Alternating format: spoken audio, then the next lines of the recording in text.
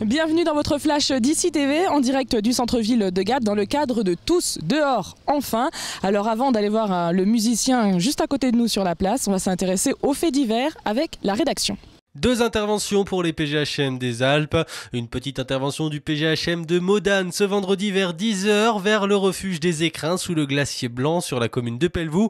Une dame de la Fressinouse s'est fait une entorse du genou en ski de randonnée et l'y portée vers l'hôpital de Briançon. L'intervention a été réalisée par la brigade de Modane en raison de problèmes techniques sur l'hélicoptère de Briançon. Et enfin à 9h15, plus tôt ce vendredi matin, le PGHM de Josier intervient dans le secteur du Touron sur la commune de Champolléon dans le Champsor où un randonneur à ski s'est blessé à une cheville. La victime a été emmenée à l'hôpital de Gap. Mobilisation au Quattro de Gap jeudi prochain pour les opposants au projet RTE concernant la rénovation des lignes à haute tension du réseau électrique de la Haute-Durance. Une manifestation qui intervient dans le cadre des assises du tourisme des Hautes-Alpes organisées par le Conseil général. Nous revoilà encore dans les rues de Gap. On a croisé un musicien sur la place qu'on va essayer d'aller voir. Bonjour. Bonjour. Alors qu'est-ce que vous faites ici dans le cadre de Festival Tous dehors enfin, c'est ça ?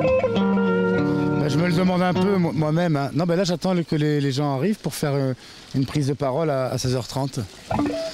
Vous allez parler de quoi ? Je sais pas encore en fait. De Gap, mais comme je connais pas, je suis arrivé hier, il faisait nuit, je vois même pas encore ça mes alentours.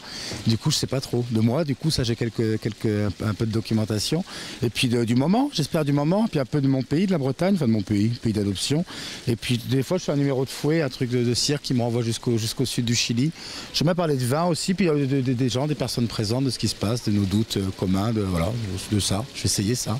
D'accord, merci beaucoup. Alors nous on va s'intéresser à un autre événement qui se passe du côté de Tallard avec la fête du Tour qui se déroule ce samedi en collaboration avec Risoul. Écoutez Xavier Crête, le président. Je crois que c'est pas un hasard si le Tour de France vient là. Bien sûr, on a une configuration magnifique, des paysages étonnants avec le lac de Serponçon, mais aussi des cols exceptionnels comme le col d'Isoire, le col du Galibier. Une montée aussi en station cette année, c'est à Risoul. Mais ce partenariat, il est possible parce que le Conseil général, notamment le président Jean-Yves Dussert, entretient de très bonnes relations avec l'organisateur du Tour de France, Monsieur Prudhomme.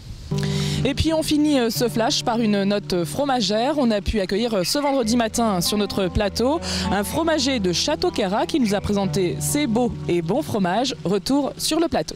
Ce sont des fromages traditionnels du Queyras, bien sûr le fameux bleu du Queyras, dont la réputation n'est plus à faire.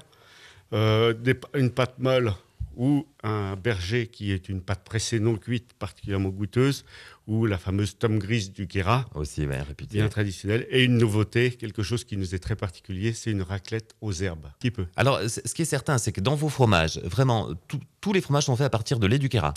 Non. Alors, vous êtes contraint d'en acheter un petit peu. Oui. Nous, on existe traditionnellement parce que la collecte des très hautes vallées n'était pas rentable. Oui. Ce qui fait qu'on n'a que des producteurs qui sont perchés. D'accord. On a pratiquement à Crévoux, par exemple, à Servières ou à Val-des-Prés, des producteurs qui sont...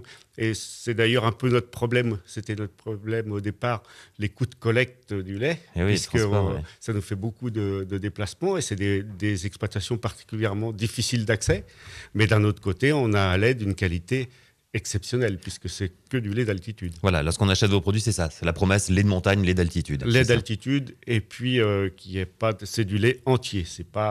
On est bien dans une fromagerie artisanale. C'est la fin de ce flash. Merci de nous avoir suivis. 24 heures sur 24, 7 jours sur 7, toute l'actualité des Alpes du Sud et dans le monde. D'ici.fr